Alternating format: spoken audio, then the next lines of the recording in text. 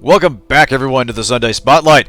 And tonight we're doing mushrooms and becoming one with nature. Darkwood is a 2017 top-down survival horror game from Polish developer Acid Wizard Studios. This appears to be their signature title. They also worked on a game called Soccer Kids. Hi, guys. Good to see you. It appears the studio is unfortunately on hiatus since August of 2023, though this game did get a major update just last month. A lot of bug fixes, better Linux and Mac support, some UI changes, rebalancing and such. It's impressive the game would still get support this far out from release, especially with the studio as it is right now. First person in Darkwood's world. Shit, we're in for a ride. Oh, baby. You have no idea, Kren. But yes, Darkwood is a very literal title. It's in the woods, and it's dark. You play a nameless stranger who's trapped in a bizarre forest that's warping and mutating the inhabitants. It's kind of trapped everyone there. You're looking for a way out.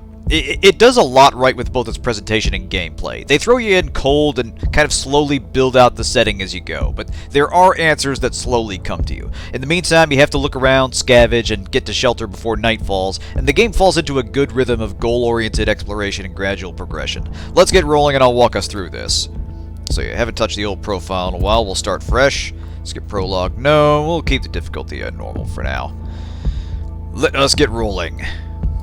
Just don't lick spiders. Oh, fortunately, there is less wildlife in the game than you would think. There are monsters. Yeah, you are playing a challenging and unforgiving game. You will not be led by the hand. Respect the woods. Be patient. Focus. They're not kidding. This game, even on the lower difficulties, has a bit of a learning curve, and you need to be careful with the way you navigate the forest. You'll see exactly why as we get in there, but we have a short tutorial sequence to get through first.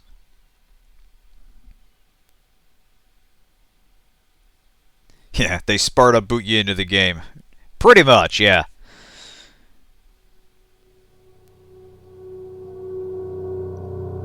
I see hatred and fear in their eyes.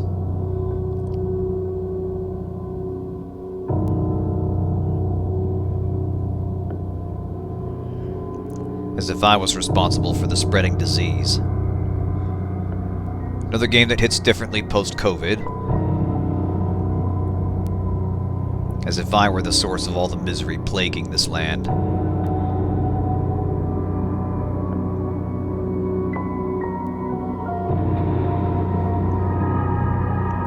I have nowhere to hide from them, nowhere to run. The woods have closed us off from the outside world.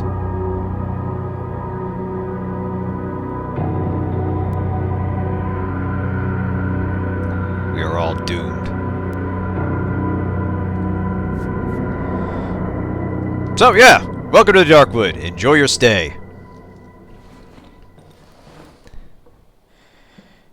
Alright, so this tutorial sequence introduces us to the basics of navigation. So there are some sort of point-and-click adventure aspects to this. You can see here that we have a light cone that represents our perspective. Things absolutely will blindside you from the side, so you need to constantly be aware of your surroundings. Let's check the table here.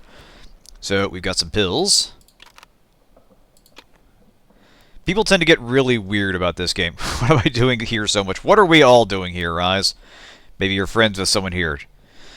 It is a very well-regarded game as far as indies go. There's some very interesting lore to it.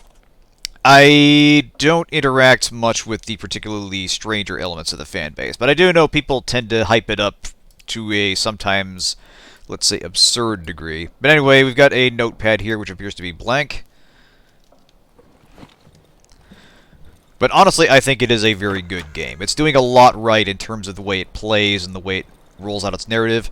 The generator is almost out of juice. I'll need to find a full gasoline can. I saw a broken tractor out to the east. Maybe I could find some gasoline there. So this is teaching you some... This is dropping some narrative elements while it's also teaching you basic mechanics of play. It's a very good tutorial.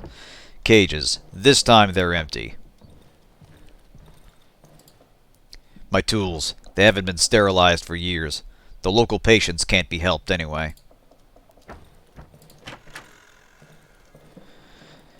Alright, you can only select to interact with objects within your reach. The interaction range is indicated by the color-changing cursor. So yeah, I've just woken up. The radio's been silent for years, although sometimes I think I can hear voices through the static.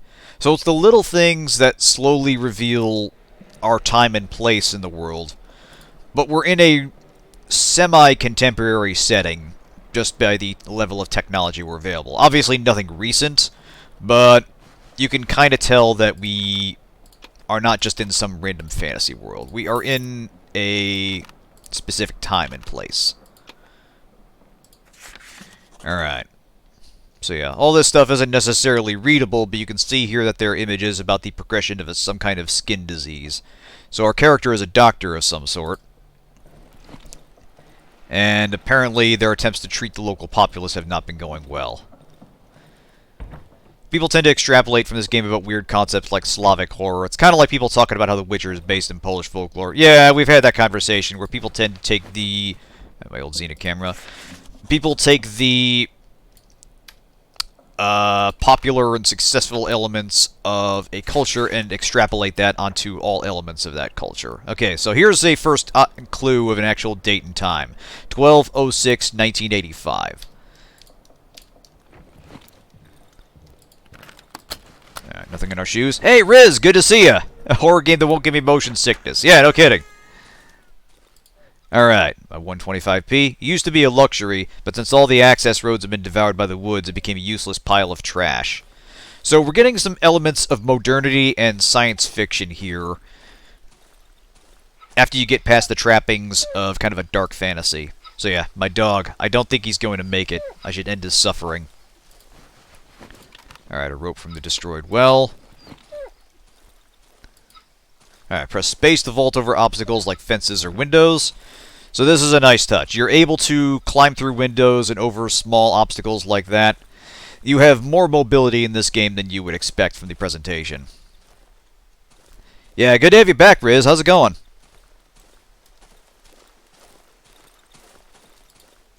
Alright, so the tree's falling is blocking our way.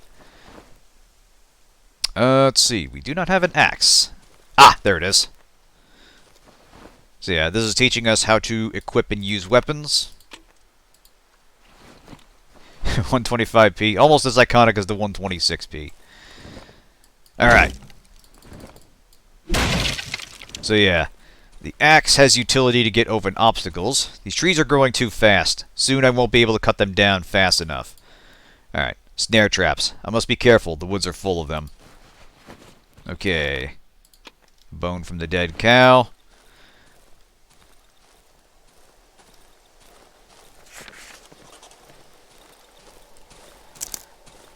Alright, location found. Path.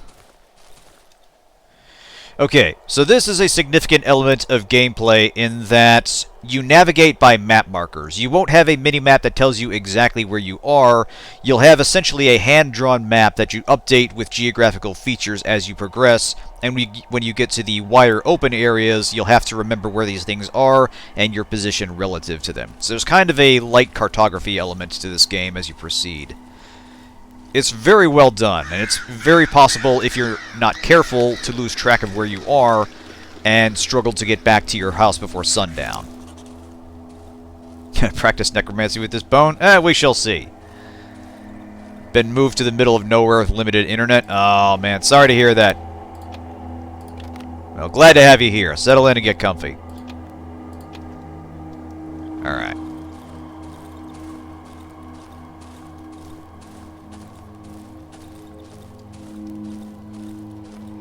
These parts of the woods are dark. I should craft a torch. Alright.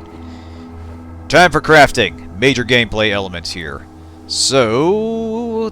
Alright, so this crafting takes 1 wood, 1 cloth, 1 alcohol, and 1 match. So this is also a major gameplay element. Torches have utility as both a light source and a thing that can make things burn. Hey, everything heavy. Welcome to the chat. Middle of another nightmare run now. Oh, nice. Yeah, but meaning to cover this game for a while. There's a lot of really interesting things to talk about with it.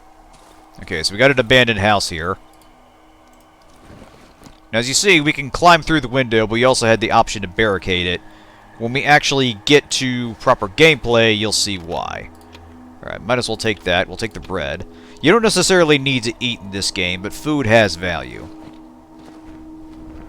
Aziz, light. Yeah, it's a very is a very interesting style. Deliberately kind of subdued and washed out. There is color, but it's very faint. It's not quite grayscale. In a few days, it will be completely absorbed. So we're already getting a sense for what's happening here.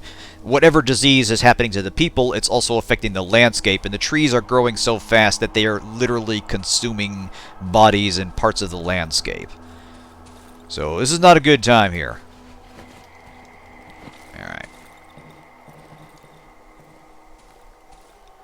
There's little like this. The only other game I've ever found that's anything like this is called Subterranean.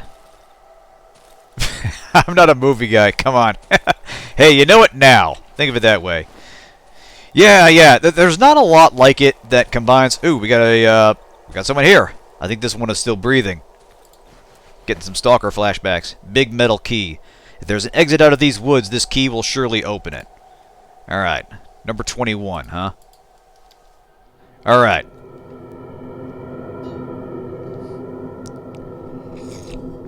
It's unconscious. I've never seen him around here before. Yeah, no kidding, Zero. We're about to get an interesting twist with that. He's only carrying a key and some journal.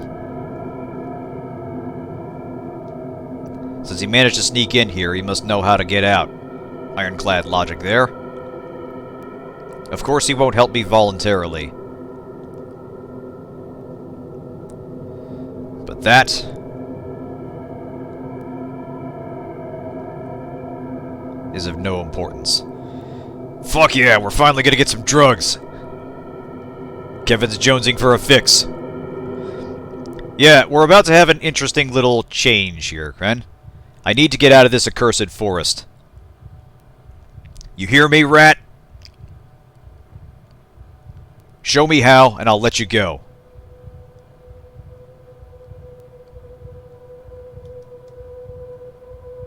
I sometimes hear her voice. She's calling me. Calling me to return home.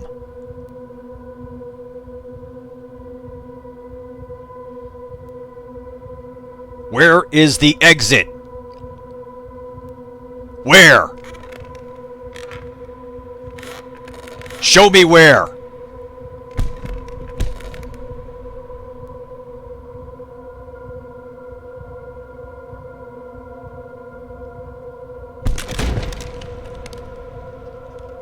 I'll kill you like a dog if I have to.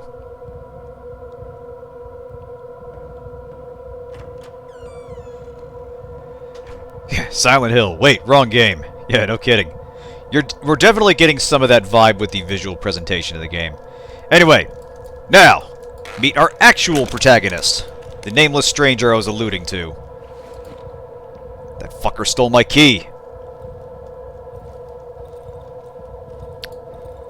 An entry to a small cellar. Maybe the pantry? Locked. I could open it with a lockpick.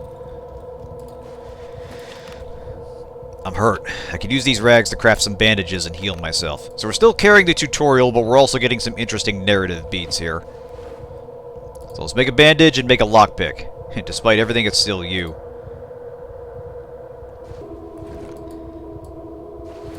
Alright. So you note that we have a healing effect there. It is over time, however. There aren't many ways to instantly heal, so it's a major tactical element when we start getting actually attacked by stuff. Let's put our lockpick in hand. I like to imagine he looks identical to the man in the yellow hat, but the palette doesn't show it. Alright. So yeah, we're barricaded in here. Let's see if there's anything else of note. Doesn't look like it. Alright.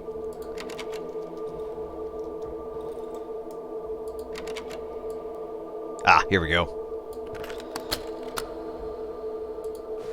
Alright, so we got a flashlight and a shovel. Perfect. Might as well put those in hand. So now that we have a melee weapon, we can break down doors.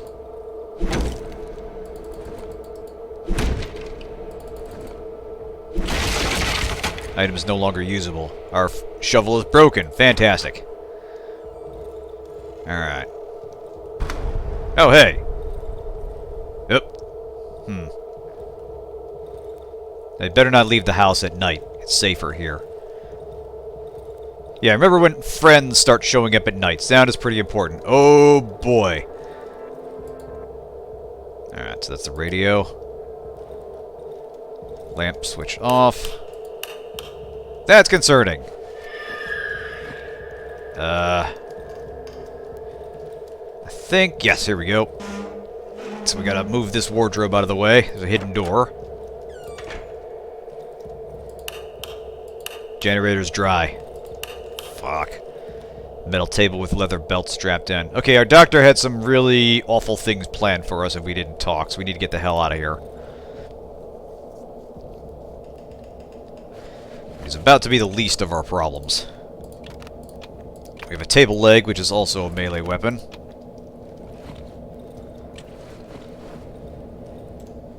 Yeah, had.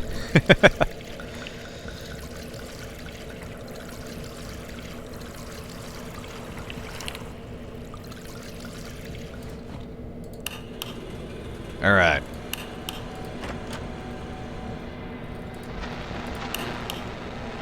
Oh, Jesus. What do we got here?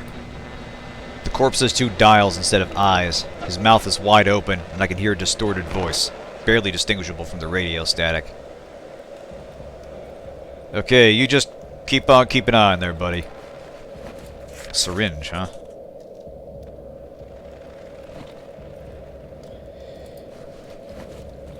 Alright. Ah, code locked, of course. It's gotta be a... Oh, hey, 4892. Awesome! Oh. Radio's gone. Or, radio's back. Well, thank you, radio, or possible demon dude. Whatever you are, your assistance is appreciated. Door seems stuck. I'll need to apply some force on it. Oop. There we go. Help me. Come closer.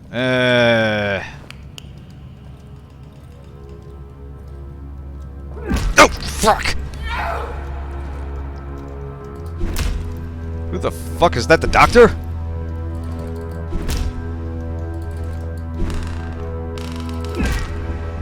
Okay, I kind of forgot this is a thing.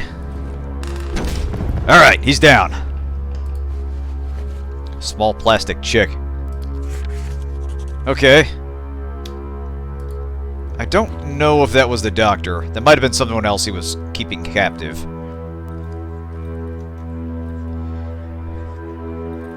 Okay. How do you want to get out now? You think you can manage all by yourself?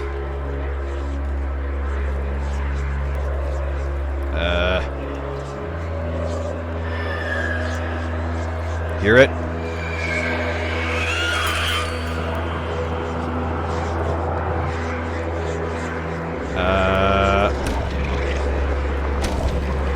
I think we need to go, like right now. Nope, that door's... Fuck.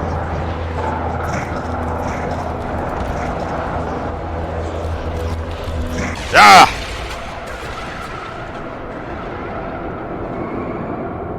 Fantastic. Yeah, I see we're both exploring sanity-draining lands. Pretty much, Barrage. Good to see you. Yeah, the injection the doctor gave you has hallucinatory side effects. So yeah, the implication is not everything we see can be trusted.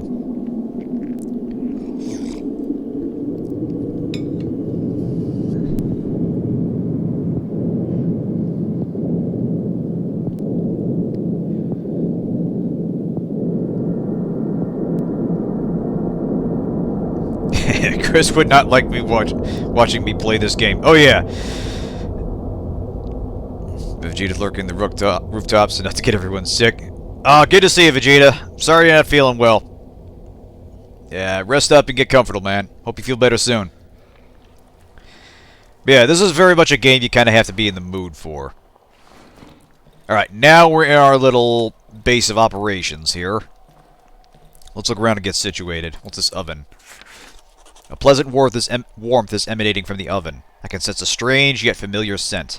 It's the smell of the protective substance, which gives me relative safety after dark. The vapors rising from the huge cauldron are distributed over the house via long pipes. As long as I remain inside the hideout, I have a chance of surviving the night. Examine the oven. When I arrived here a couple days ago, the oven was basically prepared. I just need to light it up to ensure my safety at night. This cottage must have been one of her hideouts. The inhabitants of these woods don't need to inhale this revolting gas. It was this weird bottle. Staying out of the reach of the protective substance after nightfall results in immediate death in 99 out of 100 cases. It is advised to evenly spread the gas inside the sleeping area.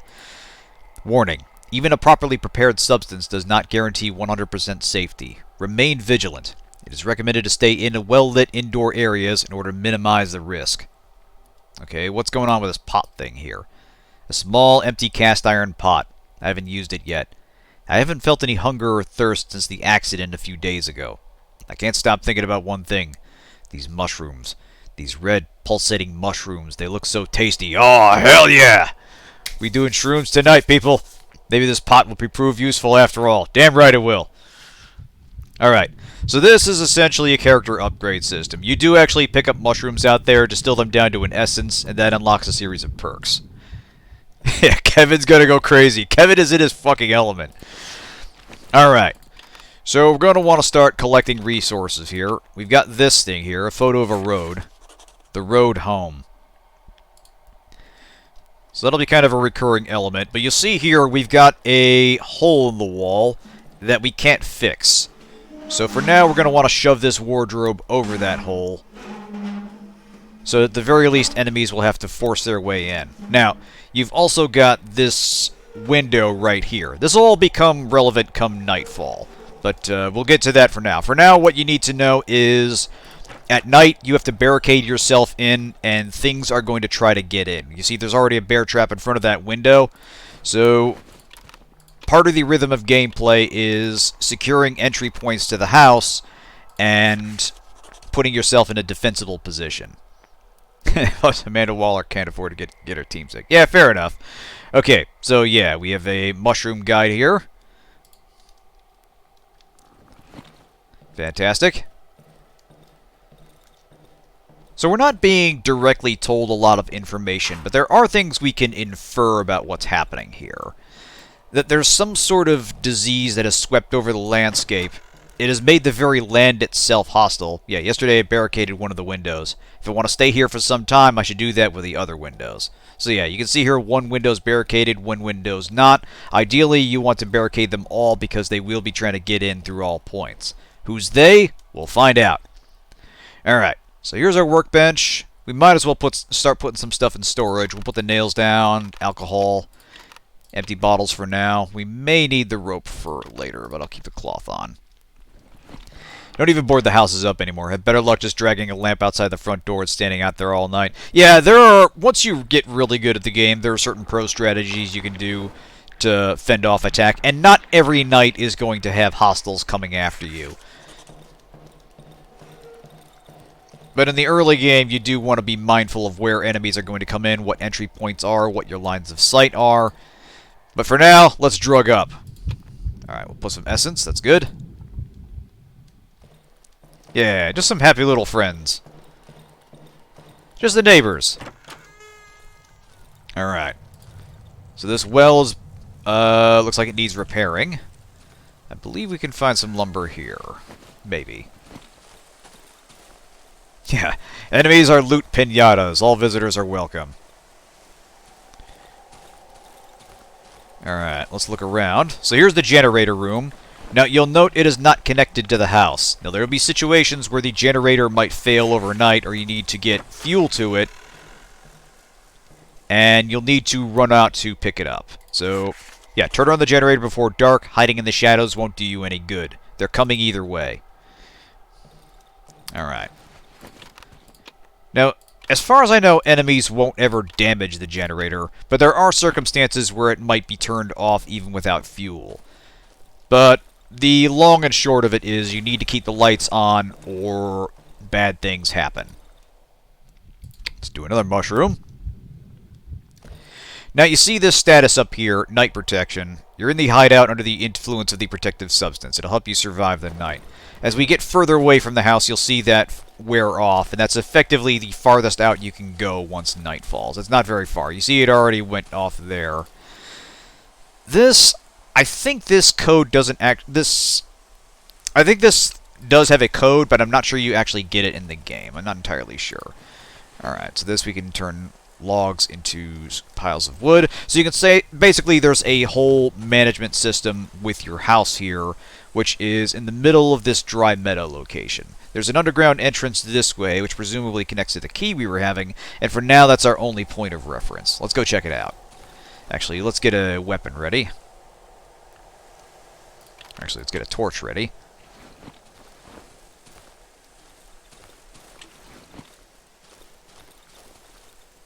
Yeah, home decor.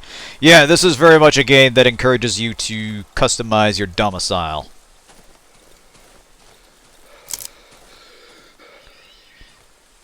Alright, so you want to be on your guard. Be aware of your surroundings. Not everything out there is hostile, but not everything out there is natural either. Yeah, Chris will love this. The code isn't available. The container was put in the game for early backers. You can only find in the game files. Alright, so we're out here. You can see we're starting to put in some topography. There's some trees here. We're broadly aware that this is where we are, but that doesn't perfectly tell you where you are. So you need to kind of be mindful and be goal-oriented when you're exploring. Otherwise, it's easy to get lost. So we found the underground entrance here, which is this ruined house. Let's take a look. Hey, some wood logs. Perfect.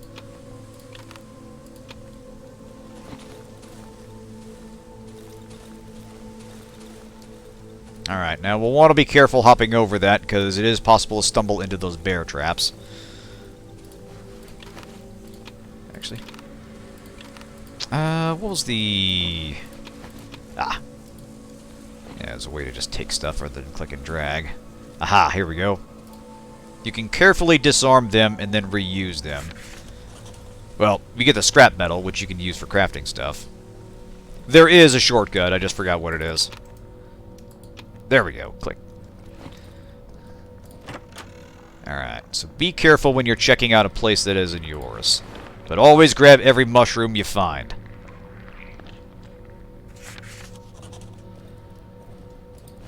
Alright.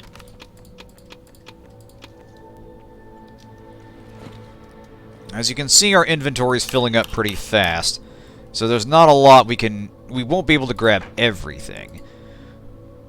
But it does behoove you to be mindful of where stuff is, and it's not the worst policy in the world. Actually,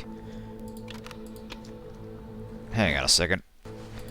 Shift click, there we go. Shift click, grab stuff. Alright, so pack of smokes.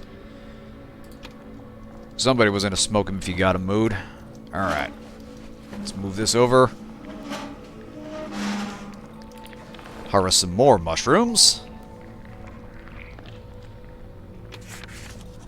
Alright.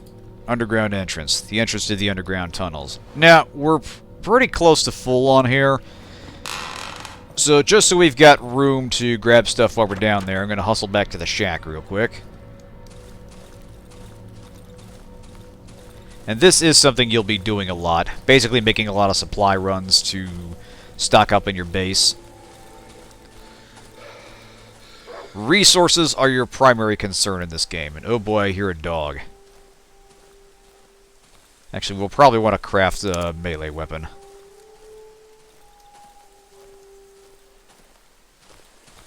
Dogs are kind of an early game nemesis, but they are a persistent one. Alright. Hop on in. Let us embrace the power of the fungus. One more and we get a perk. In real life too, quite. Alright. Let's see what we got here. Here we go. We can make a board with nails. It's good enough to ward off Kang and Kodos. It's good enough for us. Alright. Alright, so we need to upgrade the workbench for that. So we can't make everything right off the bat. And you'll see we can make... These we can make out in the field. All the stuff we need the workbench for. So... Again, you need to be mindful of what you have on you, and make sure you're not bringing along stuff you can't actually use. So, we've got a bandage, we've got a board with nails, we got a torch. Life is good. We are prepared. Let's go check out that tunnel.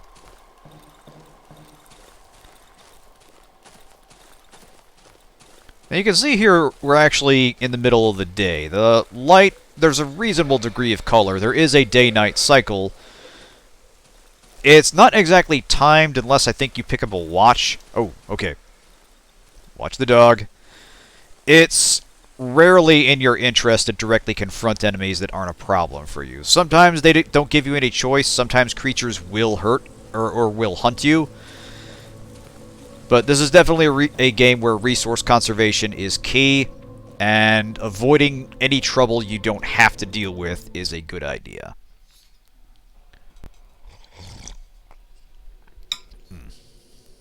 Alright, gonna make a slight adjustment here. There we go.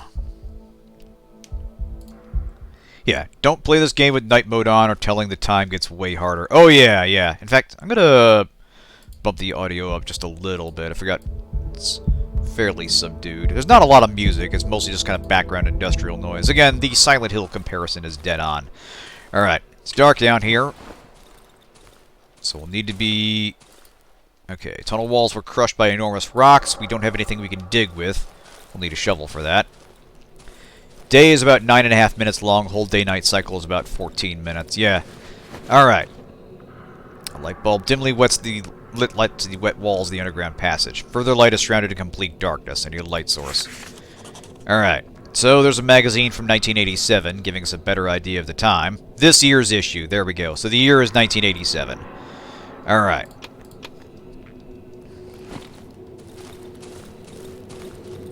The thick wooden posts barely hold the soaked ground and tangled roots. Construction seems on the verge of collapse. So, light is absolutely a factor here. You saw there was something up there. As you can see, if we put away our light source, we're plunged in complete darkness and basically helpless. So you always want to keep a torch on you for situations like this. Alright, overgrown tangled roots. So the trees are growing into the ground and growing out of control. So again, the game is communicating a lot without telling you explicitly what's happening. But if you pay attention, you get enough to know that you're in a dire situation and you need to get out as fast as possible. Alright, so we have some electrical lights here. Is this a The Happening spin-off? Not exactly. The trees are part of the problem, but they're not really the source of the problem, let's say. The fundamental thing happening is a lot weirder. A lot less stupid, let's say. Okay. Grab some more mushrooms. Yeah, cursed Polish forest simulator, pretty much. Alright. Locked. It's the only way out. I won't be able to open it without my key. Okay, look at the handle. The hatch handle is covered in a thick layer of dust. It hasn't been opened for at least 2 weeks. Alright, let's press your ear against the keyhole. I can hear a faint voice through the howling wind. It sounds familiar. It seems to be coming through the window. Someone is calling me. It may recall that the doctor was convinced someone was calling him, too. Tuck that away in the back of your mind for now. Let's look through the keyhole. Yeah, it's stuck. Nothing to see in there, just a light in the far distance. Tree law, dark tree law, basically. Alright. Okay, now would be a good time to get the fuck out of here.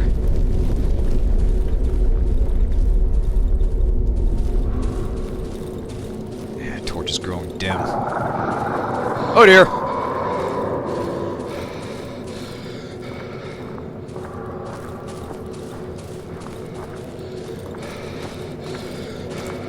Yeet. Upstairs, upstairs! So, yeah. The thing that was chasing you will be introduced to later. It's a... Let's just say it is a monster you will meet many, many times. You really don't want to meet it right now. It is very dangerous to fight with basic melee weapons. But I really love the setup for that. Again, the Silent Hill comparison is dead on. Just doing a lot of show don't tell, doing a lot of audio cues to warn you of impending danger.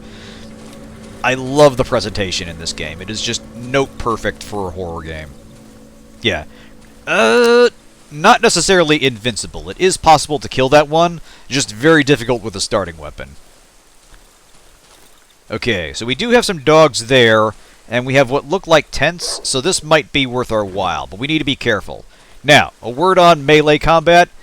You see here, it takes a while to wind up before a swing, and their stamina meter goes down each time we do, so we don't have infinite ability to fight here. We need to be very careful and engage them as close to one at a time as we can.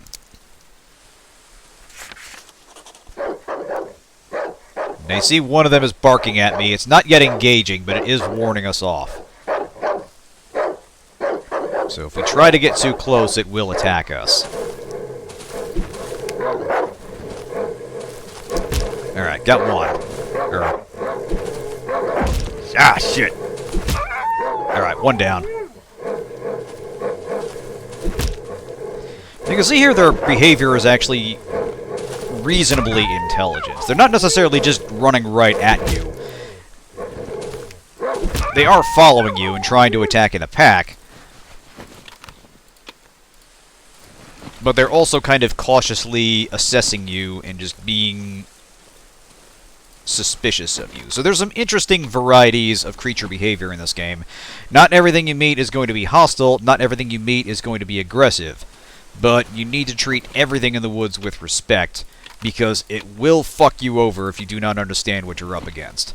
Anyway, let's see what they were protecting.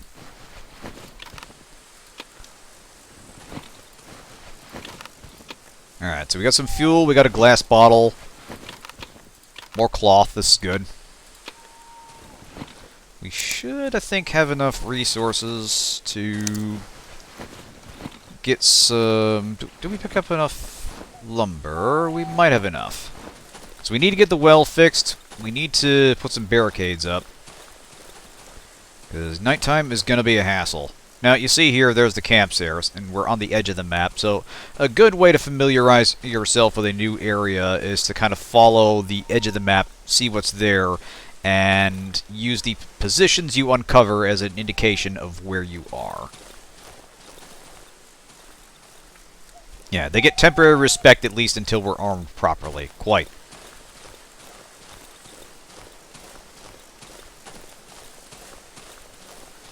So the locations in this game are semi-randomized. There are some fixed features in each location, but some of the things you come across will be different in each place. Like the underground entrance, I think, will always be south of the Dry Matter hideout, and some geographical features are fixed because they don't contain anything of importance, but a lot of the places you go for loot or even progression stuff will be in different locations each time. So you can't necessarily trust a memory from one playthrough to the next. You need to scout anew if you're replaying it.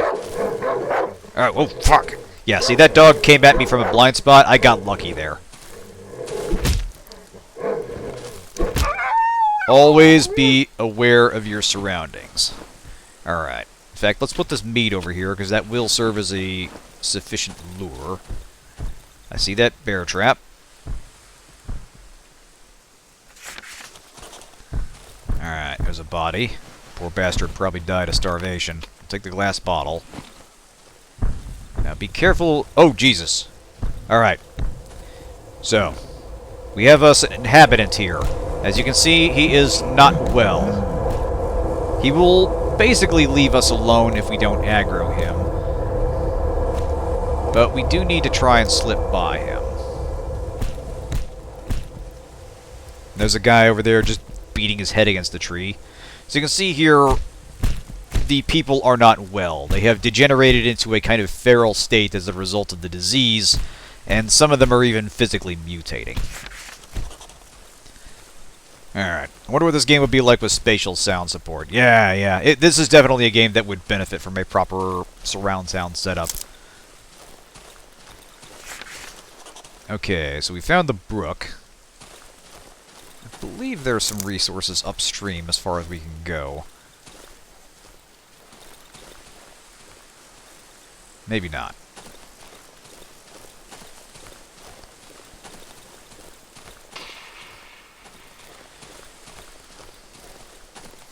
Alright, what do we got here? So you can see the trees kind of growing into the car there. Alright, so we've got a lamp. So the trees have actually consumed this house here, and that gives you a sense of just how bad things have gotten. Keep forgetting that. Let's see if we can move you out of the way. I believe we can move this. There is some way to click and drag stuff. I think. Yeah, here we go. Alright, if we pull this out of the way, we can sort of get by it. Unfortunately, there's no way to just squeeze by. Yeah, you can see the lights are getting... You can see we're kind of... The lights are going down, so we're going to need to hurry. What we're going to do is spend a little bit of... Oh, actually, no. We don't need to. There's fuel in here. Alright, so there was something up there. Yep, alright, we gotta haul ass. Alright. John the motor. We didn't get a lot... Oh, fuck you, puppy.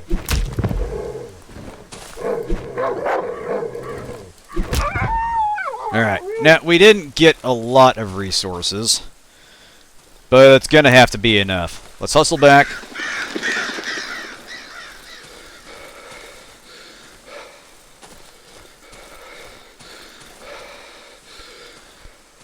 Alright, here we go. Alright, let's load up the Jenny.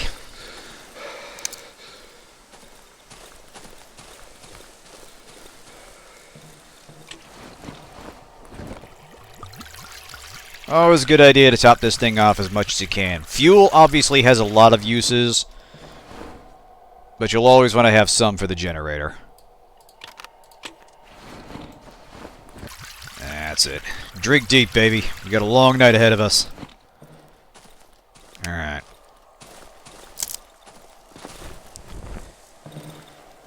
It's not yet at a nighttime state, but it will be shortly. Let's cook the mushrooms we got. Let's get that perk. Alright, now perks are a little specialized in this.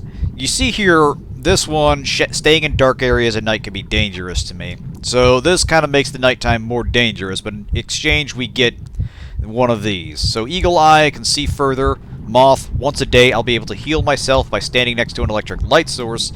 Navigator, once a day I'll be able to learn my current location on the map. And Mushroom Healing, I'll be able to heal myself by eating mushrooms. I think we all know what I'm going to pick right here. You eventually do get more mushrooms than you can actually upgrade points for, so it's never a bad idea to have some way to heal when you're out in the field. Alright, so we have to pick the negative perk. There we go.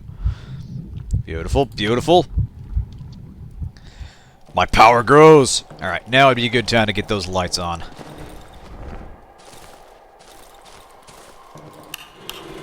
Here we go. Alright. Alright, let's close some doors.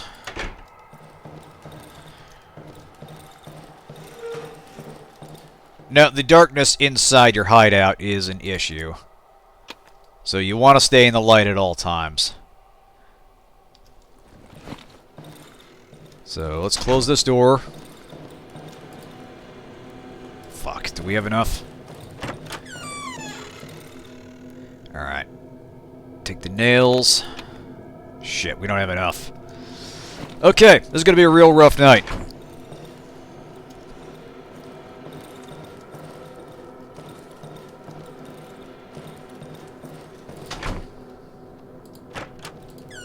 Yeah, could be worse, at least you're not in the night cage. Yeah, I suppose so. Alright, well, we got what we got.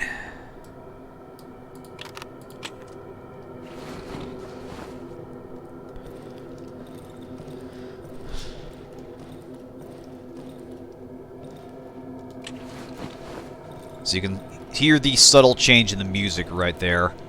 You got the lights flickering. If I recall right, there are 2 events that happen every night, and there's a randomized pool of things that are positive, negative, and neutral. Not everything that happens is going to be things banging on your door, but that is going to be one of the more persistent problems.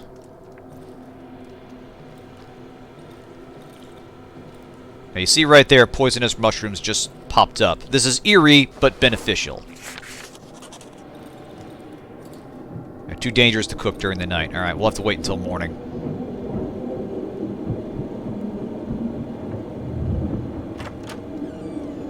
Door open by itself. So this game absolutely fucks with you. It's going to generate sound cues that sound close to enemies coming in.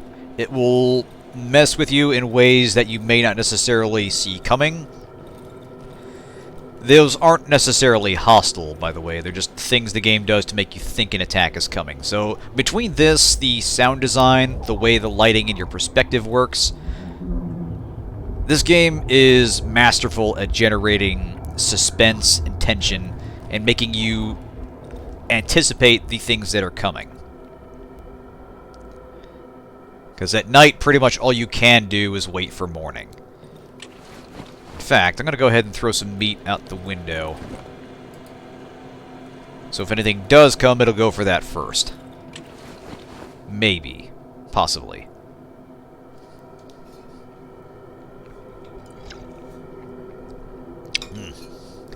Well, life could be worse. Got my board with nails in it. Got my coffee. Got my mushroom brew. Yeah, this doing alright. This ain't a bad place to hole up. Yeah, famous last words. Thought I heard footsteps. Yeah, dog out there. I think it took the bait. It's the first time I've heard Darkwood described as an edging sim. Pretty much. It's that, but nightmarish.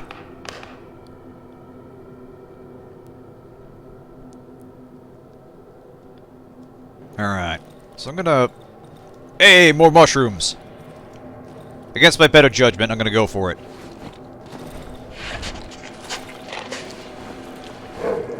Ah, shit! Get in there! Get in there! Get ready, Darkwoodman. Ah, here we go. Look, I just needed something to take the edge off. Now you hear that music building, that's a sign that daylight's coming. And if you look outside, you can actually see the lights getting brighter. Play dead. So often you'll come into a situation where an attack is coming, enemies are bearing down on you. Literally all you have to do is survive until morning. Even if you're directly under attack and the enemy isn't dead yet, they'll retreat as soon as it's sunup.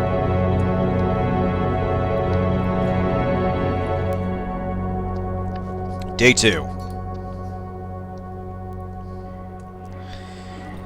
Now, so a couple things here. One, time has stopped. So every morning, you'll have time to assess the damage, shut the generator off, repair any barricades you need, check your inventory, and most importantly, talk to whoever shows up and make trades with them. So the first night, we've got this guy here, the Wolfman, coming. Hey, Sapphire, welcome to the chat. Good to have you here. So yeah, here is the first other character we're meeting in the game, besides the Doctor. We've got this guy here. Even from afar, I can smell your putrid stench. Be glad I don't have an appetite for carcasses, meat. The figure hides its face under the hood. It smells of wet soil and fur. I know what you're after. I can help you reclaim what you've lost, if you help me attend to a certain matter. What do you say, comrade? As he leans toward me, I can hear him giggling under the hood. I knew it would interest you. Before we make a deal, you need to prove that you can do the job. I've no time for weaklings, meat. You follow? Show me what you're made of. Get through to the Silent Forest. You think it's so easy? If I were you, I would prepare myself well before setting out. When you get there, you'll find me in this spot. Remember it. The wolf grabs my map and scribbles something on it. The likes of you always crawl back to me. So yeah, that doesn't look like a wolf, looks like a fox, and I don't trust wily foxes. Oh, just wait. So, a lot of interesting details here. So, he's one of the few characters in the game that has fully changed over to something else. The other creatures you run across are varying stages of mutating human, but none of them look quite like this. You can see he's got the classic, like, Kalashnikov assault rifle on his back. He's wearing a jacket. You can see there's a hole right here, so it's obviously not his. There's a lot of information being conveyed about this character just from the visual. Overall, again, the graphical presentation and the character designs in this game are just fantastic. Anyway, we can show him items to get some input on them. Let's show him the plastic chick. Play this on PS5. Awesome game. Nice, nice. Beautiful item. Perfect for a church fair. So let's show him the photo of the road. Yeah, it's amazing that 3 people made this. Exactly. Like, there's just a ton of attention to detail and a lot of love that went into this, and it is a very impressive effort from an indie studio. Honestly, it's impressive, period. What's that you got there? The wolf snatches the photograph from my hand and studies it carefully. Finally, he snorts, his thick yellow spit landing on the photo. This road doesn't exist anymore, overgrown with trees like all the other ones. The wolf throws the photo to the ground. Better forget the road home, meat. Around here, all roads lead to nowhere. Okay, now since he's here, we can trade with him. In fact, we will trade with him. Every day, a trader will show up, and you'll gain a reputation bonus just for surviving the night. That's essentially the coin of the realm. Anything you sell gets you reputation, anything you buy costs you reputation. So, even if you completely exhaust the environment, you can buy some of what you need from the traders, and some of them will have things you can't necessarily get easily elsewhere. You can see this guy's got a handgun frame and parts. He's got a toolbox, which we believe we'll need to upgrade the workbench, and some gasoline, ammo once we get a gun, and some basic crafting materials. So we're going to sell a couple things here. In fact, I'm going to go on a limb and sell the flashlight just so we've got resources to work with, because we do want to fix up the well. I don't know if he's got much, but we will take this wire. Those are always useful for making lockpicks. We'll take some nails. Yay! Hey! Thanks for the follow. I appreciate that. Yeah, it's the absolute definition of less is more. So we'll buy some nails. Gasoline. You know what? Why not? We'll buy that too. Alright. He'll only buy... Yeah, there we go. Cool, cool, cool. So yeah, this isn't the only trader that'll show up in the game. There's another one that shows up at your hideout from then on who has a little more... for sale. But he's got some basic stuff and stuff that's more oriented towards crafting weapons and defenses. So, gossip. I'd avoid getting into trouble if I were you, meat. Or at least until I get a decent weapon. Yeah, very informative. I wouldn't recommend wandering around these woods at night. It would mean certain death for you, meat. Better hide in that hideout of yours before dark, and pray for the morning light. If you wish to spend some more quality time basking in the striking yet natural beauty of my features before you head off to the silent forest, you'll find me in my camp in the dry meadow. So yeah, if we need to find him again, he'll be down here at camp having the same inventory. So another handy point of reference. As long as we're here, and as long as we've got time, let's drug up odd glowing looking mushrooms.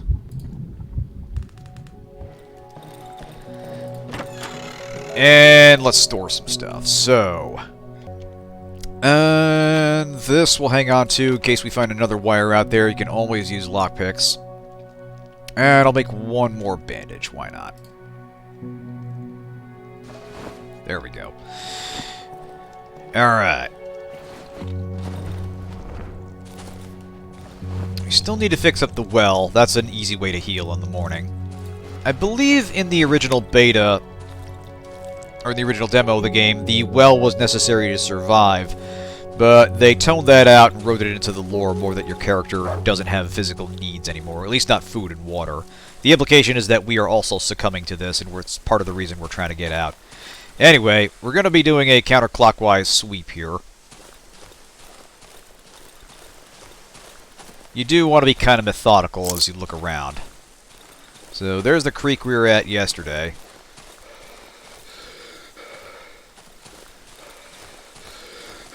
Alright.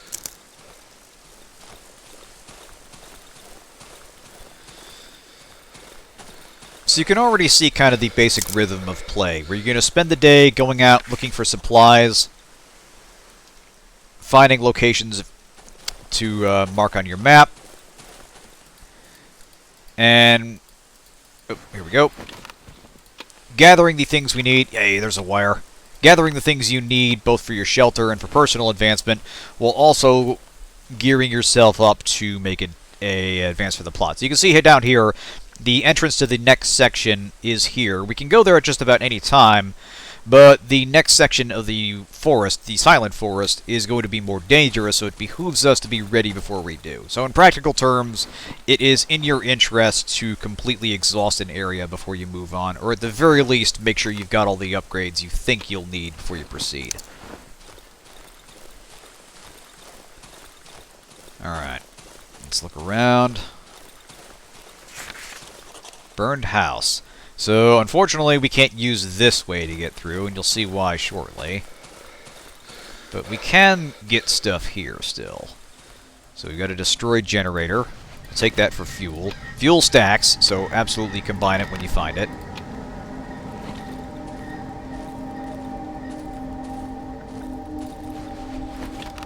Flare has obvious uses and less obvious uses. Door's locked. We'll need a key.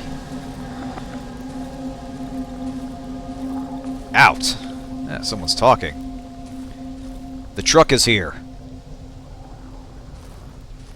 So yeah, you'll see on the other side the room looks pristine and relatively intact, whereas on this side everything is destroyed.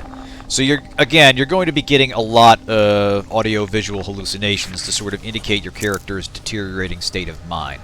It's always an open question how much of what you see is real. Like, you can assume the monsters bearing down on you are extremely real.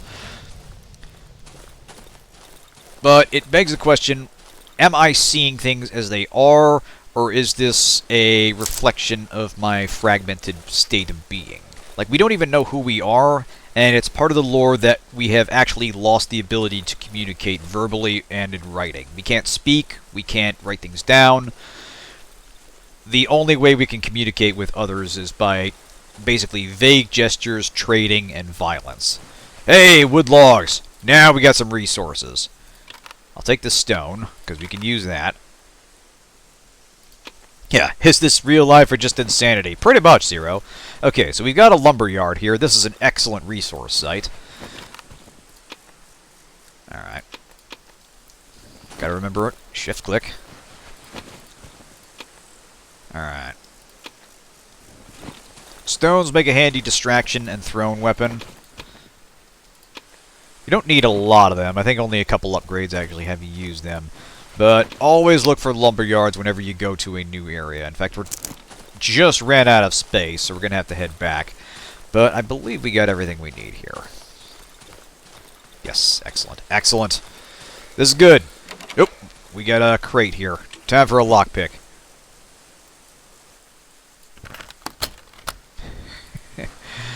Point taken, guys. Okay, so we definitely got some stuff to pick up here. We'll take this gasoline.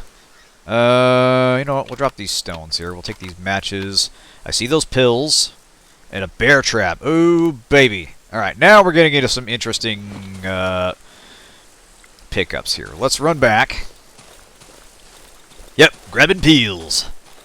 Those, I think, are essentially stamina pills. I'll have to remind myself what they do. But I believe they let you run farther for longer. Okay, so we're at the... Here we go. Alright. Time to be a lumberjack. Alright.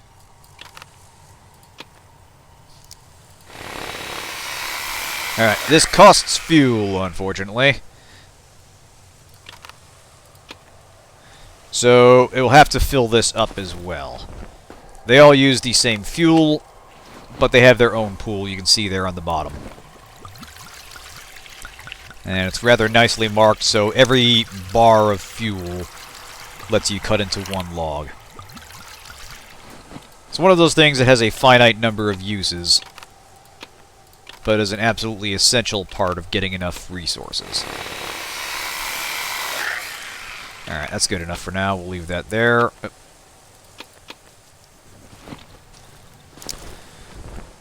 Actually, wait. Now that we've got some lumber here, let's fix up this well. Beautiful, beautiful. And back to adventuring. I've unintentionally made the game hard on myself by not realizing gas stacks. Yeah, I've had those moments. Not necessarily with that, but moments where managing the inventory becomes a bit of an issue. Okay, so we got us, looks like a hedge maze here. Or a farmer's field.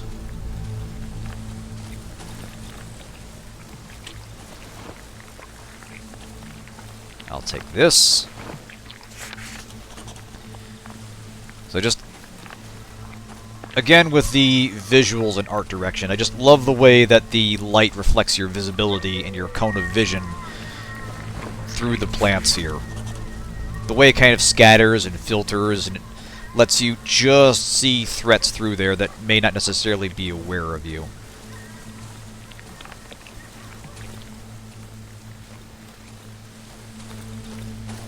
I see that.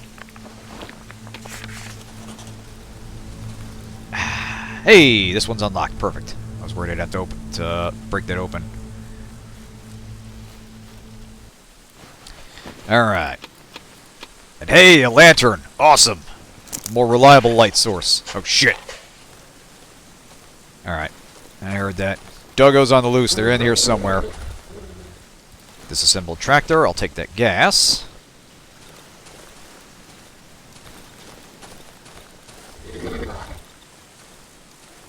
Alright. That sounded a bit burlier than your average dog, so we're probably going to want to get out of here. There are some scripted encounters that wait until you access certain items in a set piece. Sometimes the enemy will be lurking around and you'll have to avoid them normally. Sometimes they'll wait for you to actually do a thing before they spring it on you. Yeah. Paraphrase Senshi, bread. Exactly. Alright, now I'll take that. Alright. Let's drug up.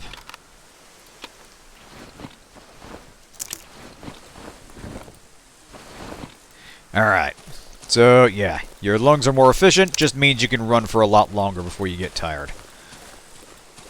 Very handy when you need to haul ass back to the shelter before dark, or there's something chasing you.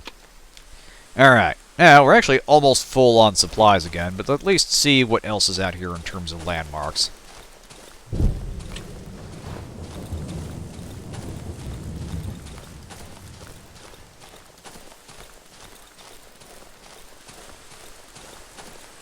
Ah, we got rain.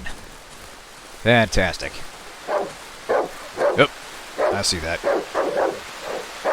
Doggos there. Making here. So... Alright, so whatever it is, we haven't hit a landmark yet. It's just random wild doggo who's now hostile. You basically want to play Matador with these guys. Let them come at you, sidestep, give them a whack. Early game enemies, you'll soon figure them out. Alright. So we got more logs here. This is good. These we won't grab just yet. We will take this, however. Ooh, consumable. Alright, so pills I think are an instant heal or a very quick heal. Very useful to have. Alright, so that's the underground entrance there. The watch is handy. It's good for having a precise idea of how much time you have left, but if you pay attention, the lighting definitely gives away when it's almost daytime, or when it's almost nighttime. And if you're careful, you can roughly ballpark how much time you have to run around. It's not precise, so you do want to be careful, and that kind of encourages playing conservatively. But you're not under a strict time limit except getting back to shelter. So, let's dump some stuff off. Exactly, yeah, the color of the light. You'll see, although it might not happen because because we have a storm going on. but most of the time you'll be able to tell when the sun's about to set. Again, top tier sound design. Now we have a classic dark and stormy night situation. Or dark and stormy daytime situation. Alright, let's upgrade the workbench. This is good. Alright, so we've got more stuff we can build now. We can upgrade our inventory, which is very handy. Upgrade our hotbar as well. And these are what will happen after we upgrade the workshop. So they kind of hint at what you have in store for you further that isn't necessarily accessible right now. Yeah, it's a game where, from the look and presentation, you wouldn't expect it to be systems-driven, or you wouldn't expect it to have a lot of management to it. But in the sense of juggling your resources and planning your excursions carefully, there absolutely is a degree of top-level strategy that you need to consider before you set out in the morning. You need to kind of plan your day. You need to have a shopping list, essentially, of things you're looking for. You want to be careful, because these will explode if you step on them. In fact, do I have those rocks? This is one thing they're good for. Damn. No, I don't.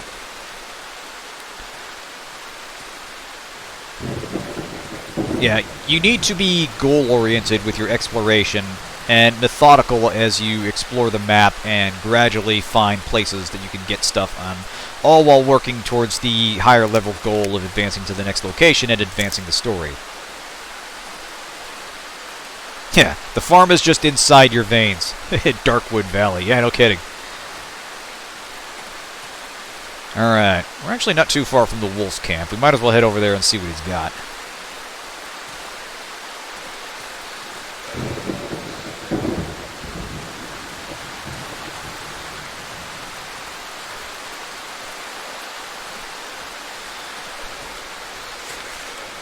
There we go. Can smell your stench from far away, mate. Yes, mate. Alright, you got anything useful here? Not a lot. Maybe we can find another one later. I think there are some of the critical upgrade items you can find out in the woods. It's just, this is one of the quicker ways to get it, if you can get enough stuff to trade. Actually, the night is probably falling, so what we'll do is we'll head west slightly and work our way back north.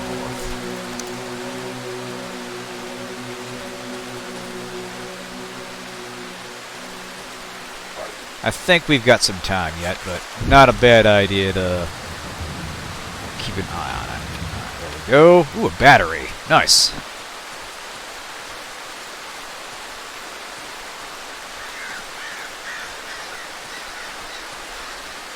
Some critical items will have multiple uses, and some are just there to be one-off upgrades. Like the cloth item that we need to upgrade our pack, I think, is literally just for that purpose. Whereas, I think the battery is something we use either to solve a puzzle or for some specific item we can craft. But yeah, it can be a while before you figure out what are the critical things to bring back, but sooner or later you realize I always need lumber, I always need nails, I always need fuel, and those quickly become priority targets. In fact, as long as we're here...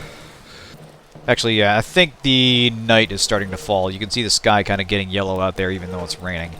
So we are going to hunker down and fortify. Alright, we'll have to hustle a bit. Night is falling.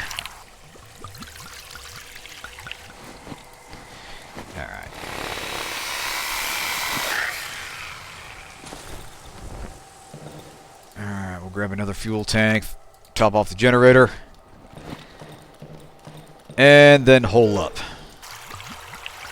Alright, that'll do.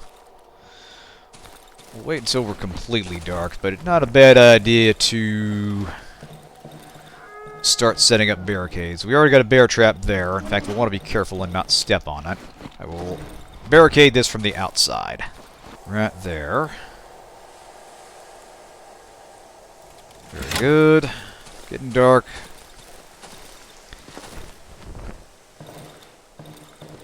Lights on.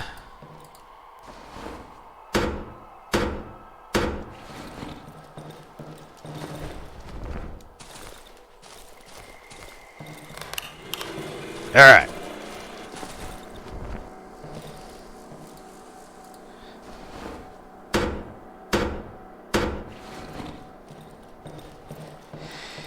Yeah, this is getting into kind of milking every last drop of fuel, which isn't strictly speaking necessary.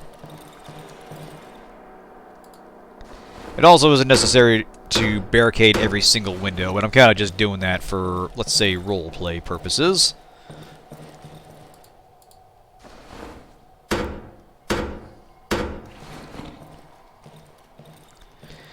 And we will barricade this door. Shit, we're out. Alright. We're out of nails, that's why. Alright. Well, time to hole up.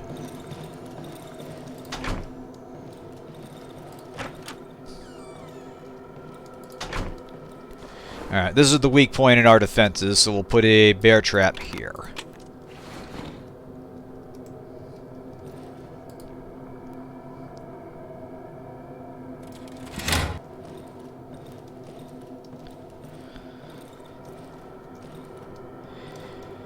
Now, this is not necessarily the wisest thing to do, because these two lights, some events will actually affect them, and if you end up in the dark, you could be in trouble. But we're basically going to take our chances here, seal ourselves in, and see what trouble comes knocking.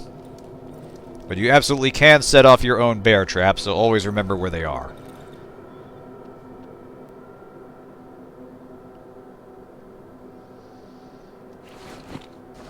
As long as we're waiting. Ooh! Someone's knocking at the door.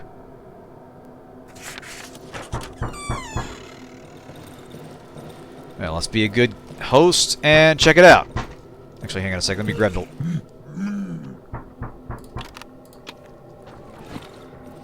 Shit! We got war, boys.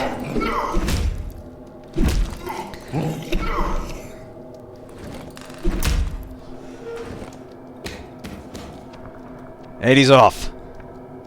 Yeah, no soliciting. Didn't they read the sign? I went to check on that for a very specific reason, because there is an event where someone knocks on the door at night. I'm going to take a quick drink from the well here.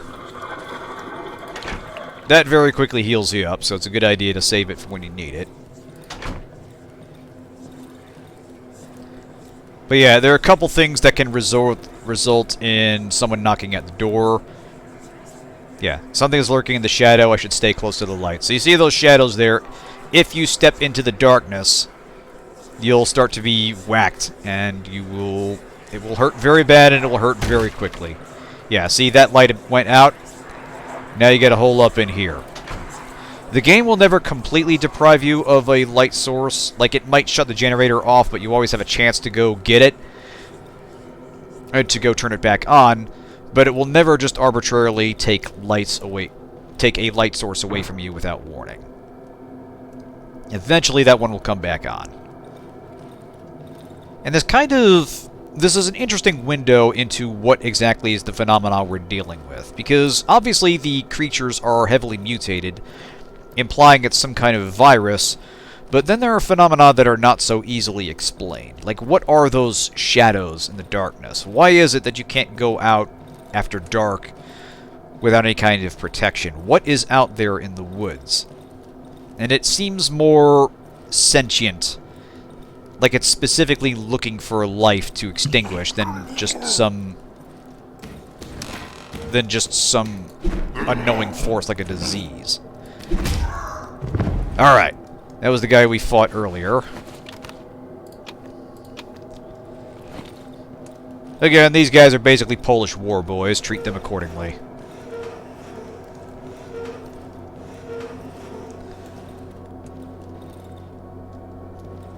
And dawn is almost upon us.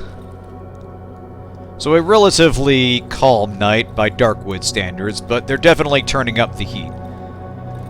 I think it's possible to delay the shadows thing by never taking an upgrade, but you are locking yourself out of some pretty helpful perks if you do that.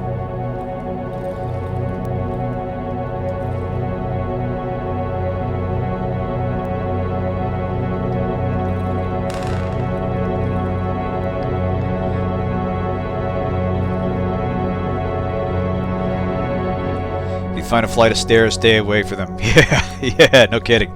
Hey, Alstar Media, good to have you here. Alright, So we survived another night. Let's go turn off the generator. And let's see who's here today. In fact, we'll take this out of our inventory now. This is some more interesting little world building with this character. So we have another trader here. A man roughly my size is standing before me. I can barely make out his disturbingly familiar features through the matte visor of his helmet. The massive helmet is covered with an old sack and seems to be an integral part of the unnaturally pale body. I remember him. He's the one who rescued me from the doctor's house. So it was very hard to see, but in that cutscene as we were being swarmed, there was that brief glimpse of this hooded figure coming to our rescue. He had the mitts on. This is that guy. The man reaches out to me with his black hand. It's covered in charcoal. There's something written on his warm woolen glove. We need to stick together, brother. His lips are moving, but all sounds are drowned inside the helmet. Actually, a nice little touch here. You can actually see his breath fogging on the visor here. There's some nice little detail in the animation as these characters interact with you. He shrugs, then takes the huge sack off his back and drops it on the ground, revealing its contents. So, yeah. We can talk and trade to this person, or communicate, we should say. We show the photo of the road to him. He wipes his left glove on his pants, takes out the charcoal from his pocket, and starts scribbling. When he finishes, he lifts his dirty hand. All roads lead deeper into the woods. Alright. So this guy will be a recurring character, and every night he'll give us 100 reputation just for surviving. Reputation is not global. It is specific to the vendors you deal with. I think that's the case. I'm not 100% sure. There might be a general pool that applies to them all, but each one gives different bonuses. I don't know. It's been a while since I've played, unfortunately. But as you can see here, he's got a ton of more crafting material. He's got fuel. He's got mushrooms. He's got all sorts of goodies you need to survive the night. And we don't have a lot to sell him. The battery looks like it's valueless, so there's no point in selling it. Not sure what I should sell. You know what? Sit tight, buddy. I'm gonna take a look at my inventory here. Again, time has stopped, so you have until you actually leave the house to deal with the trader. Again, just top to bottom smart decisions in the way this game is balanced and structured. It is a very strange atmosphere, but mechanically it is easy to grasp. It's just getting a feel for the physicality of defending yourself, the resource considerations, your inventory limitations, and navigating the environment. But somehow it all works together, and the result is something I genuinely have not seen a lot of in video games, period, but especially in survival horror. There's just not a lot out there that does this specifically, and I really, really like it. Yeah, sell that, sell that, sell that. There we go. Anything here? Titular magazine, long barrel, handgun frame. So this is, again, giving you a glimpse of things you can buy. So you have shotgun shells, medium caliber bullet. There's a variety of firearms you'll get much later on in the game. Unfortunately, we will not be getting to that tonight because we'll be wrapping up shortly. But they do a good job tantalizing you with things to look forward to, things to expect and work your way towards. There's always a goal you're working towards even when you're concerned with day-to-day survival. And it is just an overall an impressive effort from a relatively small indie studio. And I think we'll call it there, since we're coming up on the hour-and-a-half mark. But that is Darkwood. It is a fascinating game. It is an excellently put-together bit of survival horror. It's very, very good at putting together its mood, slowly putting out its story, tasking you with day-to-day survival while you grapple with the larger questions of what's going on, who are you, what is happening.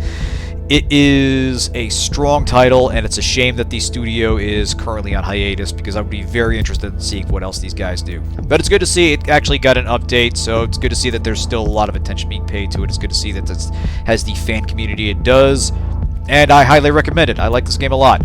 Thanks everyone for tuning in. Have a good night. Back to Baldur's Gate 3 on Saturday. And I'm trying to think if there's anything upcoming of note. Not especially. Oh, one more last thing. I did get Ghostwire Tokyo running properly thanks to a suggestion that Krenian made. It's a obscure Windows setting I genuinely had not heard of before, but that did appear to work. I'll be doing some testing, but hopefully next time we get that going, the frame rate issues will be resolved. But yeah, thanks everyone for tuning in. Have a good night, and see you next time.